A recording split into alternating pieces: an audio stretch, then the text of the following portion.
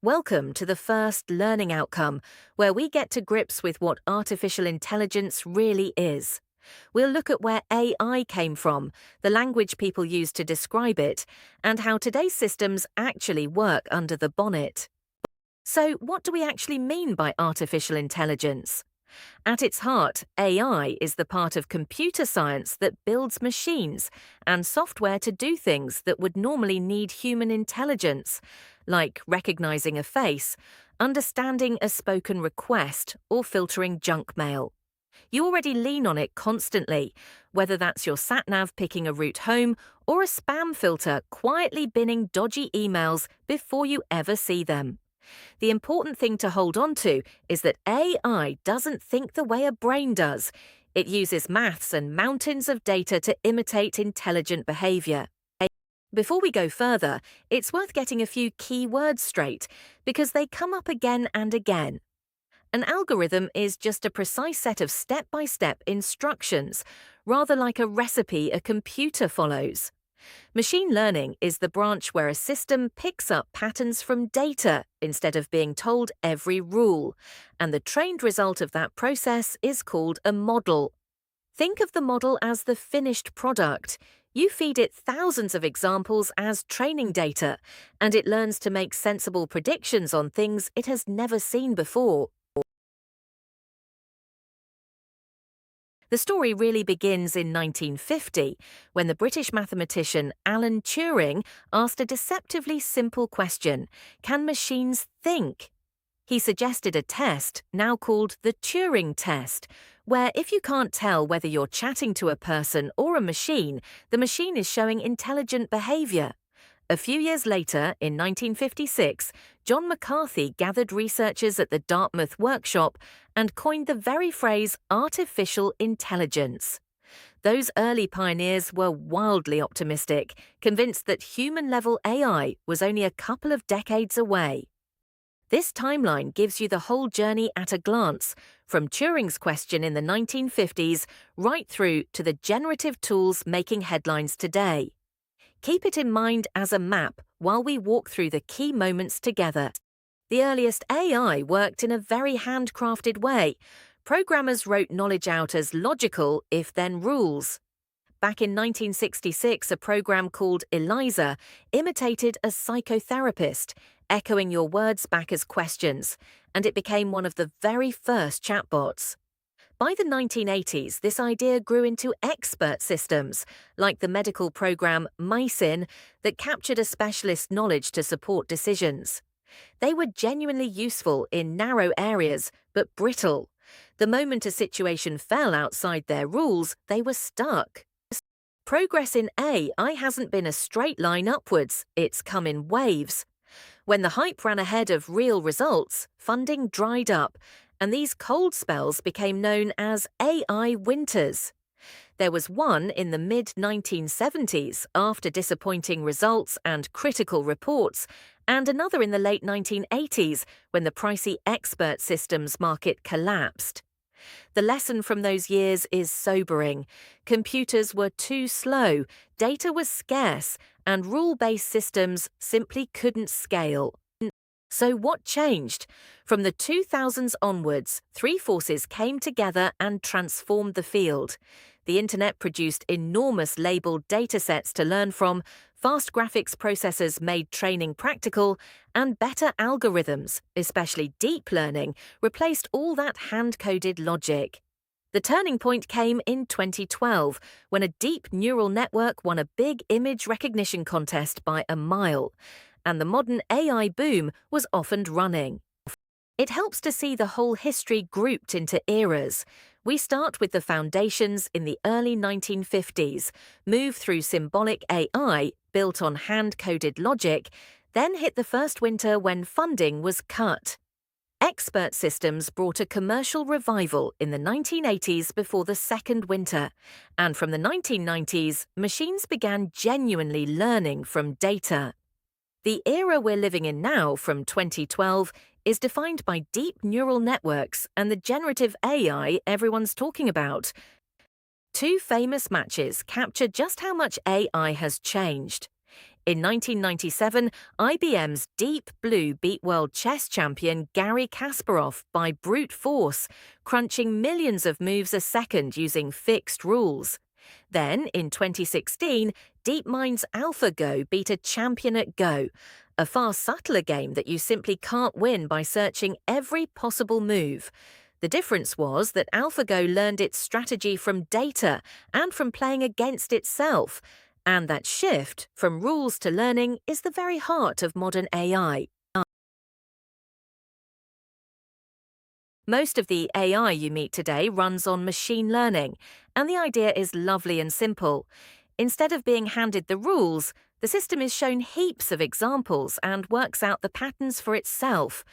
During training, it keeps tweaking its internal settings until its predictions become reliably accurate, and then it can judge brand new data it's never encountered, which we call inference. Show it thousands of labeled cat and dog photos, and it'll happily sort a new snap it's never seen into the right pile. There are three main flavors of machine learning, and it's well worth knowing them apart. Over the next few slides, we'll compare supervised, unsupervised, and reinforcement learning and see where each one earns its keep. The first two types differ mainly in whether someone has labeled the data. In supervised learning, the system trains on examples that come with the right answer attached, so it learns to map inputs to known outputs, which is how a spam filter or a house price predictor works. Unsupervised learning is handed data with no answers at all and has to find the hidden structure by itself, perhaps grouping similar customers together. The trade-off is simple. Supervised learning needs lots of carefully labeled data, while unsupervised learning is handy when labeling would be too costly or just impossible. Reinforcement learning takes a different approach again.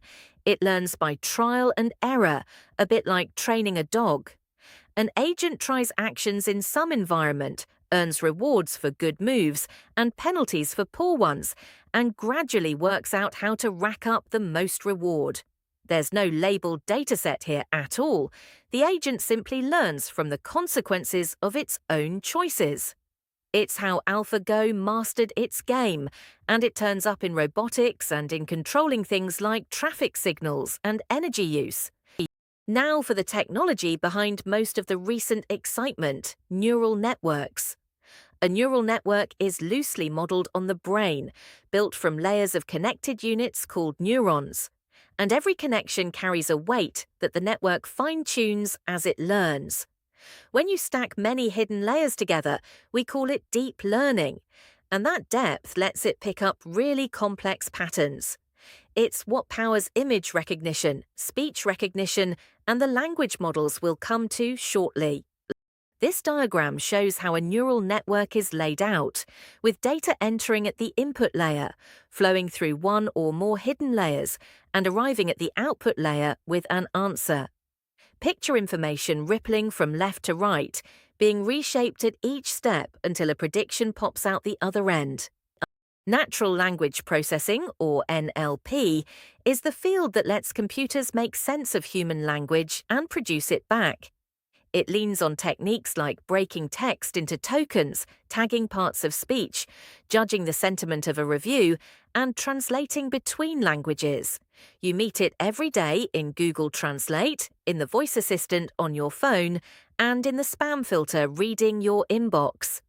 And the large language models behind tools like ChatGPT are really just very advanced NLP systems trained on staggering amounts of text. Most of the AI we've discussed so far sorts or predicts, but generative AI actually creates. These models learn the patterns in their training data and then produce fresh, original content from a prompt, whether that's writing, pictures, audio, or video. ChatGPT conjures text, tools like DALL-E and Midjourney generate images, and synthetic voice tools can produce lifelike speech. This is the technology behind the wave of public excitement about AI since 2022. Let's make supervised learning concrete with something you use daily, the spam filter in an inbox like Gmail. It's trained on millions of emails that people have already marked as spam or not spam, so it learns which words, senders, and patterns tend to signal junk. When a fresh email lands, the model works out the probability that it's spam and files it accordingly. And the clever part is that every time someone flags a new message, the pile of labeled examples grows, and the filter gets a little sharper. Here's another everyday example, asking a voice assistant like Alexa to set a timer. First, a deep neural network turns the sound wave of your voice into text. Then natural language processing works out what you actually meant. And finally, the system carries out the action. It all feels instant, but behind it lies a model trained on huge amounts of recorded, transcribed speech, taking in a whole range of accents and voices so it understands you and your neighbor alike. Let's pull the threads together.